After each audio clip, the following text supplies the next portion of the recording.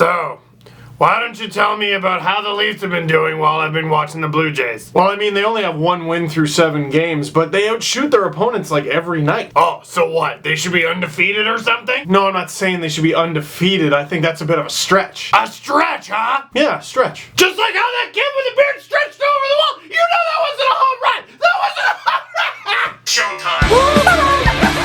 Pity point.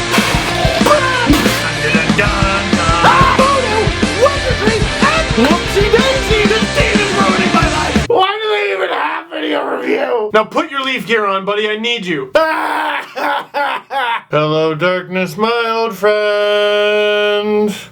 The Leafs lost to the Habs again. Leafs lose 5-3 to the Montreal Canadiens. And I knew what to expect coming into this season. We all did. There weren't any illusions. And I keep waiting for it to get easier. And it's not! But I wouldn't cry because we had the Blue Jays. But now I cry and I just wipe my tears with this. Question of the game. Let's just get it out of the way right now. Out of the Leafs' last 30 losses, so basically this season and the entire back half of last season, in how many of those losses was a record broken? Because I said it and I meant it, but there was a hint of sarcasm. The Leafs can't just lose, they gotta break some kind of record in the process. And then it just kept happening! Montreal becomes the first team in NHL history to start their season 9-0 and having all of those 9 wins be in regulation. They could have played anybody! But no, it was the Leafs. And out of the Leafs' 6 losses so far this season, including the stupid shootout ones, at least 5 of them should have gone their way, including both against Montreal. In 2 games, the Leafs have lit Carey Price up for 89 shots, and he stopped 85 of them. The Leafs have scored 4 goals on Carey Price this season. The rest of the league has only scored 5. The scary thing is the Leafs might have been the best hope to break this streak, but they didn't, and you know why? Voodoo, wizardry, and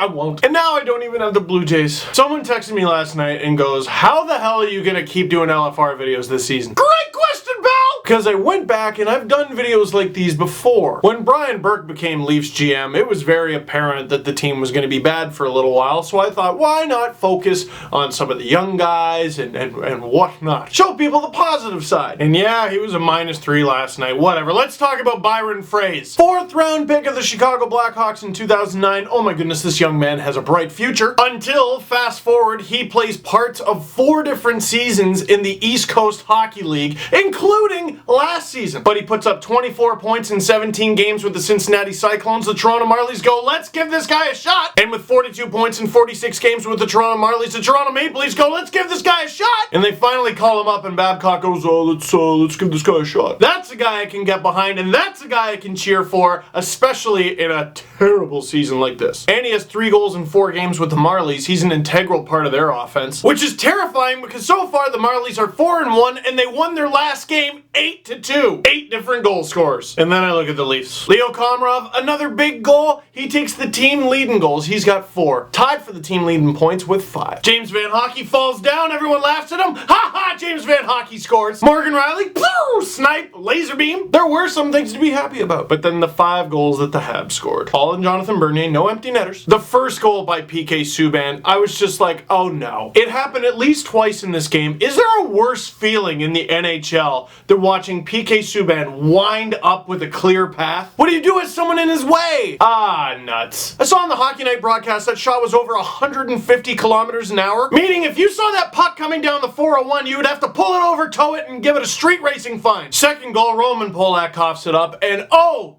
new Leaf drinking game. No, not Roman Polak coughing up the puck. Well, actually, you could, I guess. New Leaf drinking game. Take a drink every time there's an odd man rush coming into the Leafs end, and Morgan Riley is the only defenseman back. I don't know, I just thought it'd be a fun idea. By the way, these LFR videos now brought to you by Advil. The Leafs said this season would be about pain, but now you don't have to feel it with Advil. And then the third goal, David Desharnais throws it in front. Michael Grabner banks it into his own net, forgetting that he's not on the Habs anymore. Oh, what's that? Grabner was never a Hab. I'm thinking of P.A. Parento. Whatever, I'm gonna forget all these names by the trade deadline anyway. And all those goals were at least somewhat excusable until Pacioretty comes in and oh my god, John, I know the Leafs shouldn't have given up that kind of opportunity, but you gotta stop that! And then Subban with a blast, Gallagher with the tip. You're not stopping that. Those were the 5 goals the Habs needed to win. Leafs outshoot Montreal 52-27 and don't come up with a single point. Montreal was probably the more tired team. They played the night before, but man, their execution was on. If you want to go back to positives, at least Scott Harrington assisted on Leo Komarov's goal. That is his first point as a Toronto Maple Leaf and his first career NHL point. So that's nice. I'll ask a second question of the game. The Leafs have been out shooting their opponents. Their effort has been there.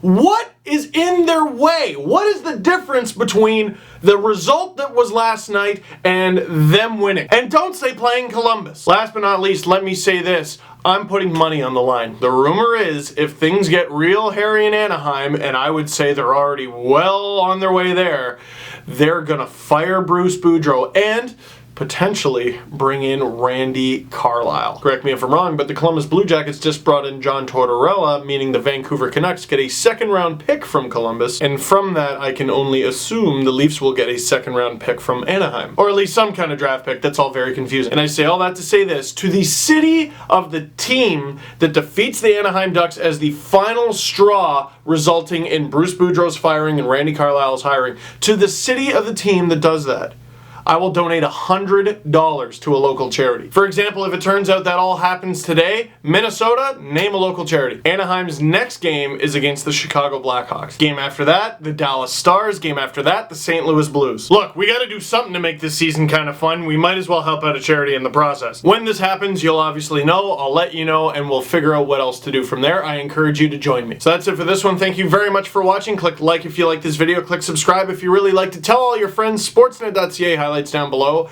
and 7 down, 74 to go.